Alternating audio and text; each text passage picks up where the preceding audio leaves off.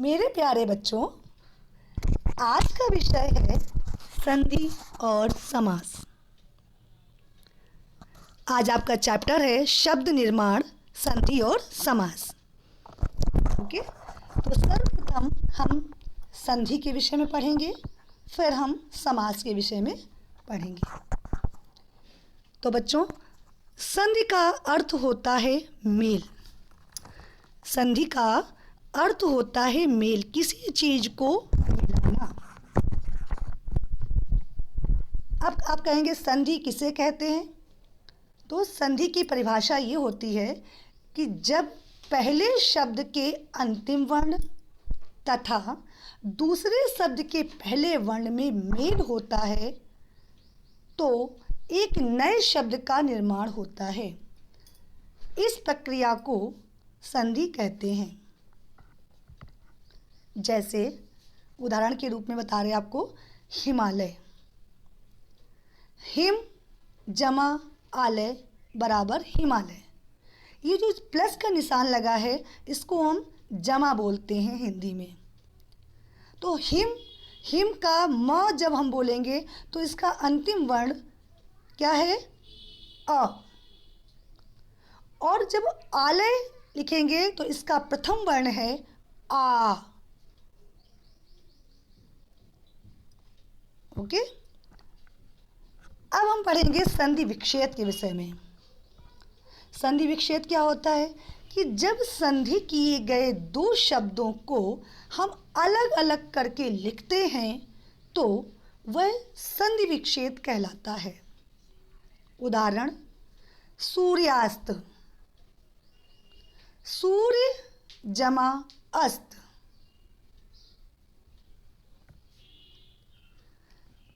अब हम पढ़ेंगे संधि के भेद। संधि के मुख्यतः तीन भेद होते हैं। पहला स्वर संधि, दूसरा व्यंजन संधि और तीसरा विसर्ग संधि। तो सबसे पहले पढ़ेंगे स्वर संधि के विषय में। ये स्वर संधि क्या होती है? तो दो स्वरों के मेल से होने वाले विकार यानी परिवर्तन को स्वर संधि कहते हैं। उदाहरण, हिम जमा आलय बराबर हिमालय। स्वर संधि के भेद। स्वर संधि के 5 भेद होते हैं। पहला है दीर्घ संधि, दूसरा गुण संधि, तीसरा नंबर वृद्धि संधि, चौथा नंबर यण संधि और पांचवा नंबर अयादि संधि। सबसे पहले पढ़ेंगे हम दीर्घ संधि के विषय में। जो स्वर संधि की स्वर संधि के जो 5 भेद होते हैं उनमें सबसे पहला जो संधि है वो दीर्घ संधि के विषय में हम पढ़ेंगे। आपकी पुस्तक में जो गुण संधि के विषय तक ही दिया गया है, तो सबसे पहले हम दीर्घ संधि के विषय में पढ़ेंगे। जब दो समान स्वरों ह्रस्व या दीर्घ स्वर में मेल हो जाता है तो वे दोनों मिलकर दीर्घ बन जाते हैं। जैसे अ जमा अ बराबर आ, इ जमा इ बराबर ई, उ जमा उ बराबर ऊ। तो ये दोनों, पहला स्वर ह्रस्व फिर ह्रस्व, तो दोनों को जोड़ देने से ये दीर्घ स्वर का बन जाता है। दोनों मिलकर दीर्घ स्वर बन जाते हैं। जैसे अ जमा आ, ठीक है। तो धर्म जमा अर्थ बराबर धर्मार्थ। इ जमा इ बराबर ई। रवि जमा इंद्र बराबर रवींद्र। उ जमा उ बराबर ऊ। भानु जमा उदय बराबर भानुदय। अब हम पढ़ेंगे गुण संधि के विषय में। गुण संधि क्या है? अ आ के बाद इ ई के मेल से ए बनता है। ऊ के बाद मेल से औ तथा रे के मेल से अर हो जाता है। इसे गुण संधि कहते हैं। उदाहरण, अ आ जमा ई बराबर ए, अ आ जमा ऊ बराबर ओ, अ आ जमा रे बराबर अर। तो ये गुण संधि के विषय में पढ़ा हमने। अब हम पढ़ेंगे वृद्धि संधि के विषय में। अ आ के बाद ए में से कोई स्वर आ जाए तो वह ए में बदल जाता है। जैसे अ आ जमा ए बराबर ए, एक जमा एक बराबर एक। इसी प्रकार से अ आ के बाद ओ या औ में से कोई भी आ जाता है तो वह औ में बदल जाता है। जैसे परम जमा ओज बराबर परमोज। तो आपको अभी हमने संधि पढ़ाई, ठीक है। अब हम अगले विषय की तरफ बढ़ते हैं, समास की तरफ। तो समास के विषय में हम पढ़ते हैं कि समास किसे कहते हैं। दो या दो से अधिक शब्दों को मिलाकर संक्षिप्त रूप जो होता है उसे हम समास कहते हैं। दो या दो से अधिक शब्दों को मिलाकर संक्षिप्त करने की जो प्रक्रिया होती है उसे हम समास कहते हैं। उदाहरण, रसोई के लिए घर बराबर रसोई घर, रसोई के लिए घर बराबर रसोई घर। अब हम पढ़ेंगे समास विग्रह। समास विग्रह कैसे करेंगे? समस्त पद को तोड़कर लिखने की प्रक्रिया को समास विग्रह कहते हैं। उदाहरण, समस्त पद आराम कुर्सी, ये हमारा समस्त पद है, आराम कुर्सी, और इसका विग्रह करेंगे, समास विग्रह करेंगे तो क्या होगा? आराम के लिए कुर्सी। अब हम पढ़ेंगे समास के भेद। समास के 6 भेद होते हैं। सबसे पहले अव्ययी भाव समास, तत्पुरुष समास, द्वंद्व समास, बहुव्रीहि समास, कर्मधारय समास और द्विगु समास। सबसे पहले पढ़ेंगे हम समास के भेद में पहला भेद अव्ययी भाव समास। जिस समस्त पद का पहला पद अव्यय होता है तथा समस्त पद अव्यय की तरह कार्य करता है उसे अव्ययी भाव समास कहते हैं। उदाहरण, समस्त पद और समास विग्रह में समस्त पद क्या है? यथाशक्ति।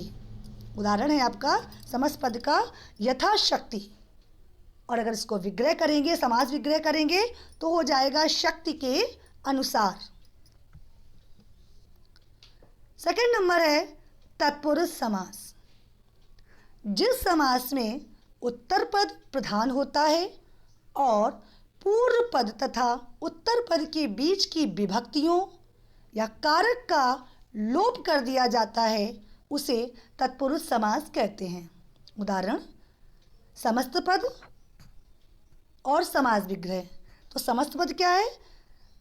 सिर दर्द, और इसका समास विग्रह कर दिया तो सिर का दर्द। थर्ड नंबर में आएंगे द्विगु समास। द्विगु समास क्या होते हैं? कि जिस समस्त पद का पूर्व पद संख्यावाची हो वह द्विगु समास कहलाता है। उदाहरण, समस्त पद और समास विग्रह में समस्त पद क्या है? त्रिकोण। और इसका अगर समास विग्रह करेंगे तो हो जाएगा 3 कोणों का समूह। 4th नंबर है द्वंद्व समास। जिस समस्त पद के दोनों पद प्रधान हों और दोनों ही एक दूसरे के विपरीत अर्थ देते हों तथा उनका विग्रह करते समय और तथा अथवा या लगता हो, उसे द्वंद्व समास कहते हैं। Repeat again. जिस समस्त पद के दोनों पद प्रधान हों और दोनों ही एक दूसरे के विपरीत अर्थ देते हों तथा उनका विग्रह करते समय और तथा अथवा या लगता हो, उसे द्वंद्व समास कहते हैं। उदाहरण: समस्त पद, समास विग्रह। समस्त पद क्या है? सुख दुख। अगर इसको समास विग्रह में करेंगे तो हो जाएगा सुख और दुख। माता पिता, माता तथा पिता। काला गोरा, काला या गोरा।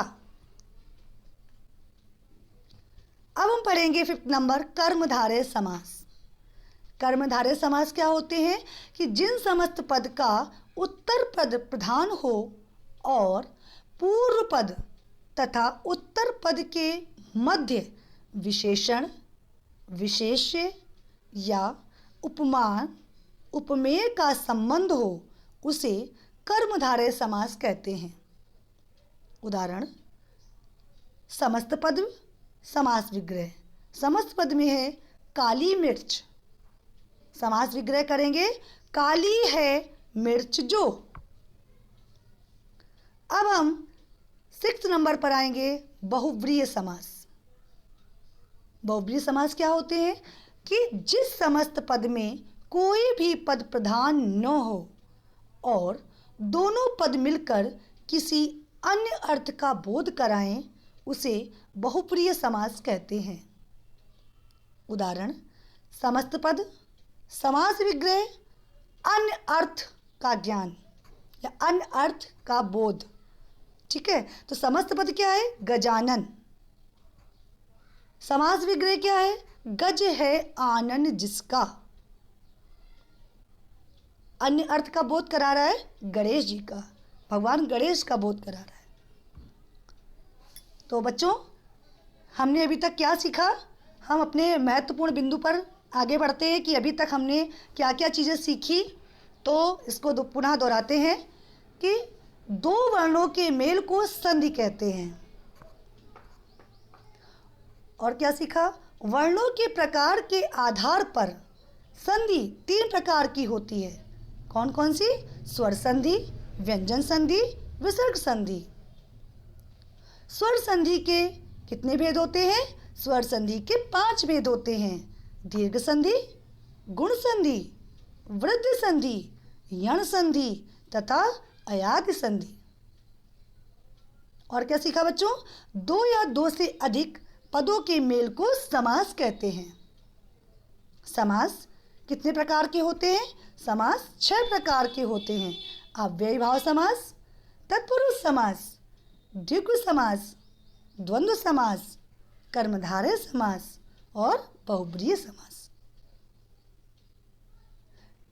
समस्त पद कैसे बनते हैं? तो समास प्रक्रिया द्वारा जो शब्द बनता है उसे हम समस्त पद कहते हैं। धन्यवाद बच्चों।